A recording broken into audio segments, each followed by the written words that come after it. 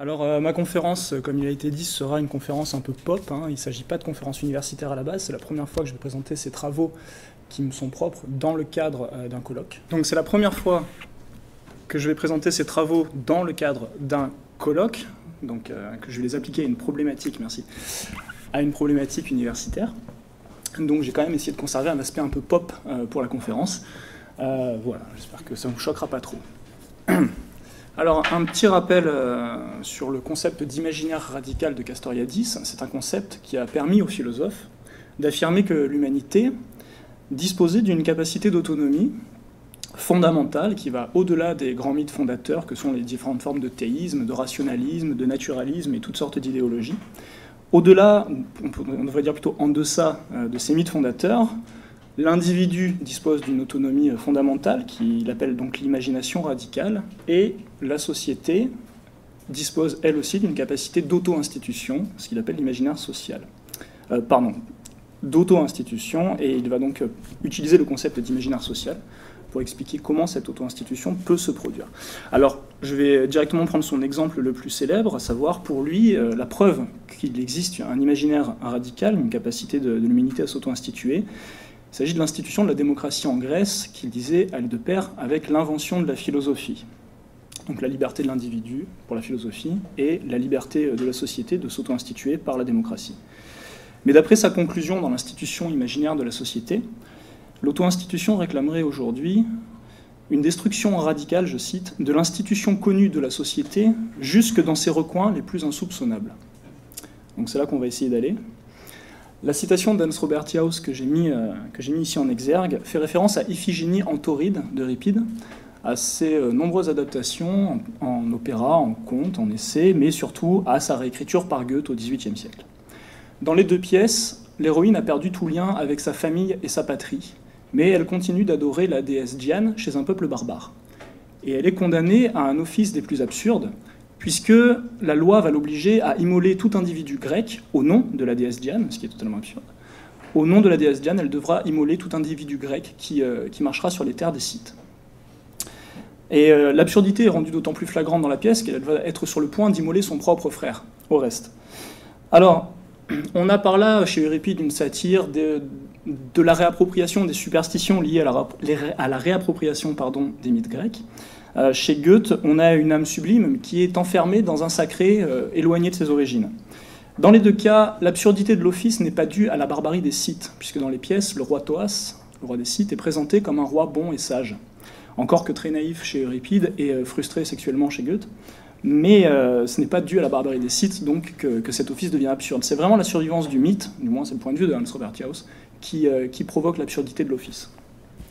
Donc cet exemple suggère qu'une institution autonome, qui reposerait sur la volonté de ses participants, sur le besoin, la nécessité, est freinée, est empêchée par la survivance des mythes. Et la meilleure illustration de ça, aujourd'hui, me semble être ces survivants à l'Apocalypse, qui luttent fusil en main contre les restes mouvants de leur famille décédée. Alors, j'aurai pas le temps de développer cet exemple, mais il me semble, d'après Gilles Deleuze et Félix Guattari, il s'agit du seul mythe contemporain, et il me semble qu'on retrouve effectivement, du moins c'est inscrit dans le scénario, les survivants vont devoir fonder une institution, puisque l'apocalypse vient de passer, et ils vont être ralentis dans leur démarche par l'existence du zombie, qui me semble ici vraiment l'allégorie de ces survivances de mythes. On en parlera peut-être juste après pour la conférence sur l'apocalypse. Quoi qu'il en soit, ce que je vais faire à partir de maintenant, donc, c'est une présentation de mes travaux, je vais chercher ces mythes à l'intérieur des fictions populaires, puisque la plupart des fictions populaires, alors il y a un gros lieu commun là-dessus, mais j'aurai pas le temps de revenir sur ce lieu commun, mais la plupart des fictions populaires puisent leur matière scénaristique, et on va voir pas que scénaristique, dans les grands mythes fondateurs. Et je vais commencer par l'exemple canonique, à savoir Superman de Jerry Siegel et Joe Shuster. Alors, pour l'analyse, j'ai recours, moi, à la méthode structurale. Quoi que j'étudie, j'ai toujours recours à la méthode structurale. Et il se trouve qu'il existe un discours structuraliste sur Superman. Donc je vais invoquer un argument d'autorité et je vais refaire ce discours. Donc ce discours, vous l'avez à la fin de Kill Bill volume 2. Donc c'est un discours écrit par Quentin Tarantino. Donc un argument d'autorité en termes de culture pop. Et donc c'est le discours de Bill à la fin de Kill Bill volume 2. Donc je vais essayer de vous le rejouer tout de suite. Alors tu sais sans doute, enfin vous avez sûrement compris, que la bande dessinée est une de mes passions. Notamment les histoires de super-héros. Je trouve que toute cette mythologie du super-héros est tout à fait passionnante. Prenons par exemple mon super-héros préféré, Superman. Pas génial comme BD, pas terrible au niveau du dessin, mais la mythologie est tout à fait fascinante, elle est brillante. Alors, un truc de base dans la mythologie du super-héros, c'est qu'il y a le super-héros et puis il y a son alter ego. Batman est en réalité Bruce Wayne. Spider-Man est en réalité Peter Parker. Quand il se lève le matin, il est Peter Parker. Il faut qu'il mette un costume pour devenir Spider-Man. Et c'est sur ce point très caractéristique que Superman se différencie, le terme est lâché, se différencie des deux autres. Superman n'a pas eu à devenir Superman. Quand il est venu au monde, il était Superman. Quand il se lève le matin, il est Superman. Son alter ego, c'est Clark Kent. Le costume, avec le grand S rouge, c'est la couverture dans laquelle les Kent l'ont trouvé, bébé, c'est ça, sa tenue d'origine. Quand Clark met le costard et les lunettes, ça, c'est un déguisement. Ça, c'est le costume que met Superman pour donner le change. Clark Kent est l'image que Superman a de nous. Et qu'est-ce qui caractérise Clark Kent? Il est faible. Il doute de lui-même. C'est un lâche. Il est la critique que Superman fait de toute l'humanité. Ainsi parlait Bill. Alors je disais que ce discours était un discours structural. Alors on y retrouve au tout début quand Bill évince le scénario et l'illustration de son propos pour ne se concentrer que sur la mythologie. Il reprend la distinction entre poiesis et mythos que Claude Lévi-Strauss a mis en exergue dans ses mythologiades, dans le premier tome, Le Cru et le Cuit. Donc il s'agit d'un principe structural, le fait d'opposer ce qui relève de la production, donc la poiesis, à ce qui relève du mythos, qu'on pourrait ici comparer de l'inspiration et de l'imagination brute. Donc ce que Bill dit, et ce que je vais dire pour la suite de cette présentation, c'est qu'on ne s'intéressera qu'au mythos. Et ensuite, il va ouvrir un paradigme, le paradigme du super-héros et de l'alter ego, et montrer en quoi Superman se différencie de tous les membres de ce paradigme, ce qui est l'application stricto sensu du principe sémiologique de différenciation en structuralisme, mais je n'y reviens pas. Donc, par là, Bill va démontrer ce qui fait la valeur de Superman. Et ce qui fait la valeur de Superman, il y a d'autres super-héros qui, comme lui, ont un alter ego qui n'est pas son identité d'origine, mais ce sont d'autres super-héros extraterrestres. Mais Superman va vraiment se différencier de tous les autres super-héros du fait que pour devenir Clark Kent, eh bien, il va se lever le matin, il va prendre du gel, redresser sa mèche rebelle, enfiler son costard, mettre une immonde cravate rouge ou à rayures, marcher, prendre le bus, aller au travail. Bref, il va faire exactement ce que nous faisons. Et c'est pour ça que Bill dit quand Clark met le costard, et non pas quand Superman met son costard. Donc ce n'est pas vraiment un déguisement. Superman fait vraiment l'humain. On pourrait même dire qu'il se rabaisse au rang d'homme, puisque Clark Kent est effectivement le pire personnage de fiction qui existe. Vraiment, hein, j'ai pas mis d'illustration, mais c'est parce que c'était vraiment trop pénible. Alors je continue sur ce principe de méthode structurale. Si je dois comparer ce scénario à un scénario analogue, dans lequel je pourrais ouvrir un paradigme, à savoir un personnage doté de tous les pouvoirs qui va se rabaisser au rang d'homme, eh bien je ne trouve qu'un seul scénario, en fait, dans ma culture personnelle, mais si vous en connaissez d'autres, n'hésitez pas à me le faire savoir à la fin de la conférence. Il s'agit du mythe de la chute, donc, que j'ai illustré ici par cette petite représentation d'Adam et Ève. Alors ce mythe de la chute, il est vraiment très très présent dans Superman, et je pourrais développer ce que je fais d'habitude, hein, ce sont des conférences qui font normalement 40 minutes par icône. Là je vais faire 20 minutes, 3 icônes. Donc le mythe de la chute est vraiment présent partout dans Superman. Alors ici j'ai mis une illustration d'un des derniers volumes de comics, c'est le Action Comics volume 1 dans le dernier reboot de 2012, où on voit Superman qui ne vole plus, hein, dans ce reboot. Superman tombe, met le pied à terre, et vous voyez tout en bas de la page, on a Clark Kent qui est formé. Donc on a vraiment une chute illustrée sur cette page, qui m'a semblé très représentative, puisqu'elle n'a pas de dialogue, quasiment pas d'action, c'est juste la transformation de Superman en Clark Kent. Alors que je trouve dommageable du fait qu'il utilise là quand même ses pouvoirs pour devenir Clark Kent, mais on remarquera que c'est pas encore un Clark Kent journaliste, puisque Clark Kent est journaliste. Alors ce qui est vraiment étonnant, c'est que en 85 ans de publication, personne n'a répondu à la question « Pourquoi Clark Kent ?» Pourquoi Superman a besoin d'être Clark Kent? Ça n'a jamais été justifié. Alors si, c'est justifié dans un dernier épisode de Superman et Wonder Woman, mais c'est une justification bancale que la postérité ne retiendra pas, c'est certain. On n'a pas non plus répondu à la question pourquoi Superman essaye de séduire Lois Lane en tant que Clark Kent, alors qu'il sort déjà avec elle en tant que Superman, hein. Ils s'envoient en l'air tous les deux depuis les débuts de la série. Hein. Ça a toujours été comme ça. Donc ça, c'est vraiment une énigme qui, à mon avis, est vraiment la première explication du succès de Superman, puisqu'en France, le succès de Superman est beaucoup dû à la série Lois et Clark. Donc voilà, on réhabilite ici le personnage de Clark et la mythologie de Superman à travers ce mythe de la chute, encore une fois. Et donc deux arguments pour justifier ici que nous sommes bien en train de regarder un personnage qui rejoue le mythe de la chute. Bien d'abord, c'est ce blason, qui n'a jamais été décrypté comme je vous le présente, mais il me semble qu'il s'agit d'un serpent dans un diamant. Hein. On va pas... Hein, il y a une tête, il y a une queue, le corps au tiers central est plus épais puisque c'est l'endroit où tous les organes sont superposés à l'intérieur d'un serpent. Bon, est-ce qu'il y a besoin de plus d'arguments que ça? Il me semble que c'est un serpent dans un diamant et qu'on s'est bien moqué de nous pendant 85 ans. Surtout l'argument majeur, hein, si vous ouvrez la Torah et que vous recherchez le prénom kryptonien de Superman, Kal-El, eh ben il est là, il est dans le verset 3.10, que je vous traduis tout de suite, puisque je connais très bien l'hébreu. Je rigole. J'ai entendu ta voix, Seigneur, et j'ai eu peur, car j'ai su que j'étais nu. Donc c'est vraiment le début de la chute. L'homme vient d'accéder à la connaissance absolue du bien et du mal, hein, encore une fois que Superman a. Et le terme Kal-El, je l'ai surligné en jaune. Ah, on ne le voit pas, pardon. Donc c'est le troisième mot en partant de la droite, hein, puisqu'on lit de droite à gauche. Le troisième terme en partant de la droite, Kal-El, qui désigne la voix de Dieu. Donc c'est vraiment le début de la chute de l'homme. Hein. C'est le moment où il acquiert d'abord la connaissance ultime, égale à Dieu, et puis là, il commence à avoir peur. Début de la chute, et il va finir sur Terre. Donc Superman, à chaque fois qu'il déchire sa chemise, il enferme le péché originel dans ce diamant, et donc il a la connaissance de Dieu, puisqu'il sait distinguer le bien et le mal, c'est sa première caractéristique psychologique, et il a tous les pouvoirs, puisqu'il est l'égal de Dieu. Donc voilà le mythe de Superman. Alors en quoi ça concerne l'imaginaire social, ce que je suis en train de dire? Donc il y a énormément de choses dont j'aimerais vous parler, notamment cette idiotie à propos du surhomme dans Superman. Vous avez la version de 1932, que j'ai représentée ici en haut, The Reign of the Superman. Et vous voyez que le personnage de Superman était en fait un humain et qu'il était méchant. Et ça va devenir le personnage de Lex Luthor dans le devenir de la série. Le premier super-vilain dans Superman s'appelle l'Ultra-Humanite. Surhomme, Ultra-Humanite, je vous laisse faire le... donc non, les surhommes dans Superman, ce sont les méchants.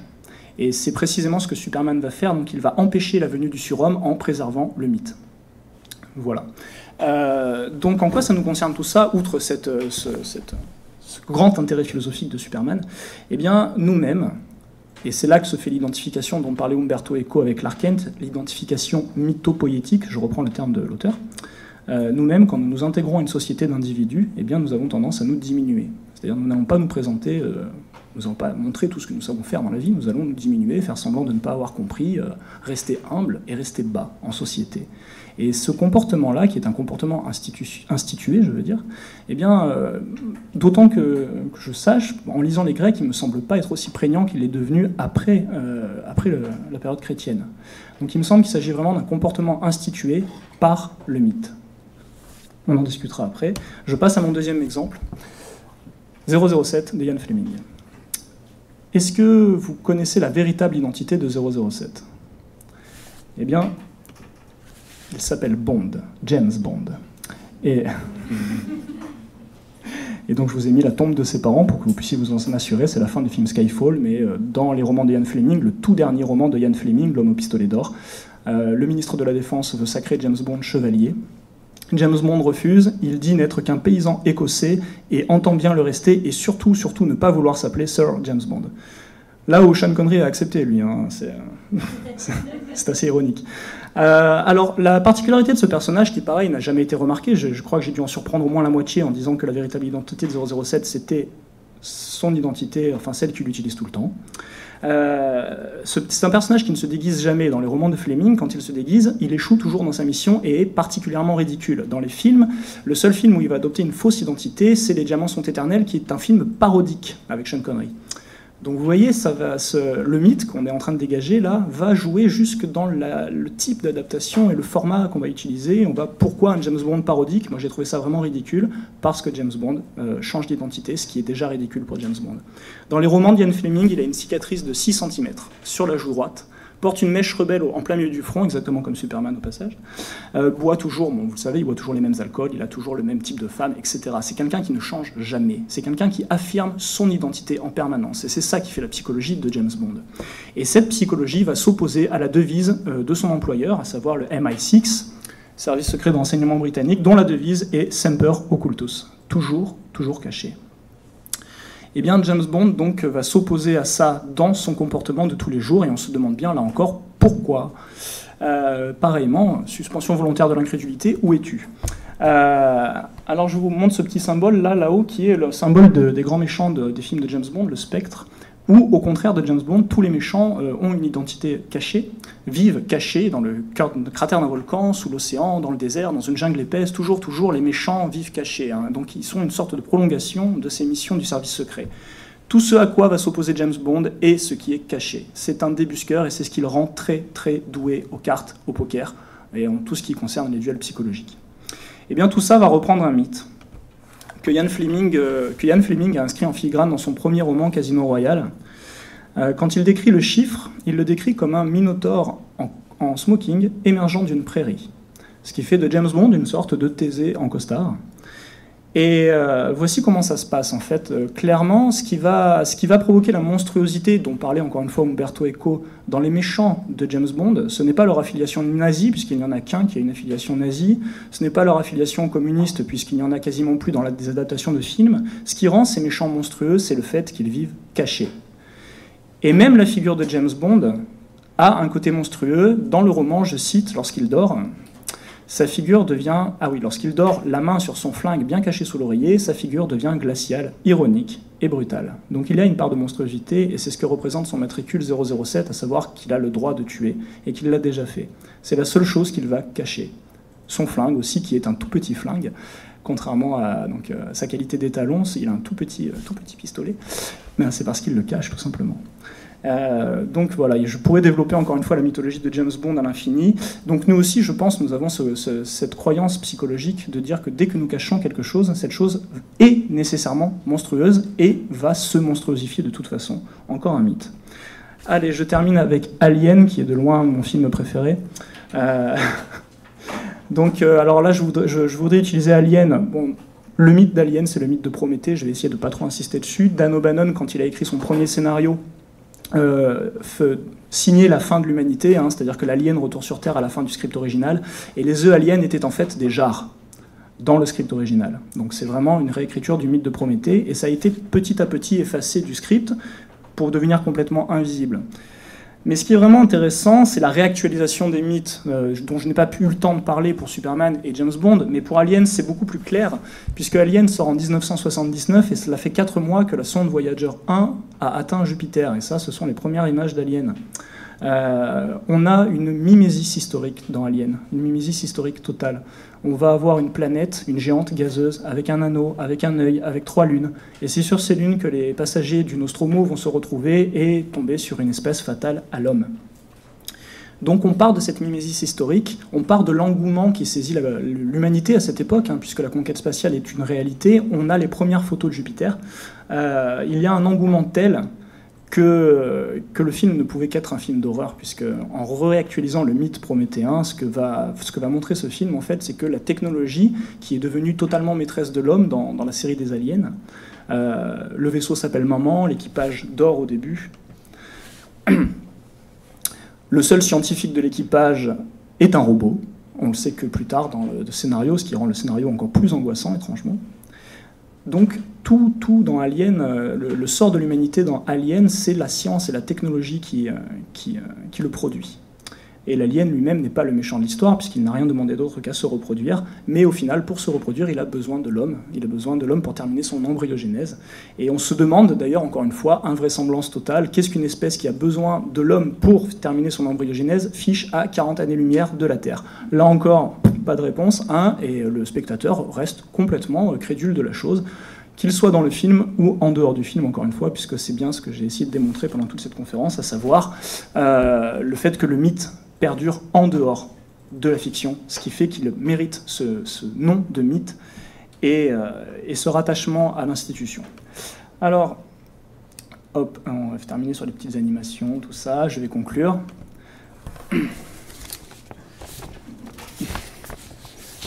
Alors, pardon, je cherche ma conclusion, parce qu'elle est quand même écrite, celle-là. Donc le mythe, tel qu'on vient de le présenter, montre la factualité de l'imaginaire social. Je prends le terme de factuel de Cornelius Castoriadis lui-même, il dit « l'imaginaire social est un fait, Donc il ne faut pas s'attarder sur des représentations, c'est un fait. Et ici, on le voit, ce fait, on peut montrer l'imaginaire social ainsi que je viens de le faire, puisqu'on dévoile des institutions qui, dans notre esprit, dans notre conscience collective, n'en sont pas ou plus, alors qu'elles en sont clairement. Et on montre en même temps le côté fictif de ces institutions par le mythe. Je pense que c'était vraiment le rôle du mythe dans la Grèce antique, et là je reprendrai les travaux de Marcel Détienne et Jean-Pierre Vernant pour défendre ce point de vue, mais je n'ai pas le temps de le faire, évidemment. Donc on peut montrer en tout cas la réalité de l'imaginaire social. Mais plus encore, la définition du mythe qui ressort de ces travaux, et surtout de leur présentation dans le cadre de ce colloque, permet d'intégrer ce concept de mythe à l'imaginaire social. Car il y a quand même des blancs dans la philosophie de Castoriadis, notamment la séparation entre idios, koinos, et la façon dont l'institution parvient à se maintenir dans l'imaginaire social alors qu'elle naît d'un magma, comme le dit Castoriadis. Elle naît d'un magma, qu'est-ce qui lui permet de se maintenir? Eh bien, je pense que c'est ce mythe qui permet à l'institution de se maintenir, car il permet à chaque individu de se représenter l'institution. Alors que l'institution a un corps de loi qui vaut pour tous les individus, dans l'imaginaire social, inerte, eh bien, ce côté malléable, ce côté mouvant, est canalisé par le mythe. Le mythe, sa définition, c'est la définition qu'en donne Claude Lévi-Strauss, c'est cette partie du discours où la formule tradutore et traditore atteint zéro. N'importe qui peut se réapproprier le mythe, et c'était d'ailleurs comme ça qu'il était utilisé dans les sociétés antiques. Donc, la meilleure illustration que je pourrais vous donner, en sus des trois que j'ai déjà donnés, c'est l'invention de la philosophie, qui, d'après moi, aujourd'hui, s'est introduit dans l'histoire comme le mythe de la pensée libre nécessaire à l'institution de la démocratie. Et je vous remercie pour m'avoir écouté jusqu'ici.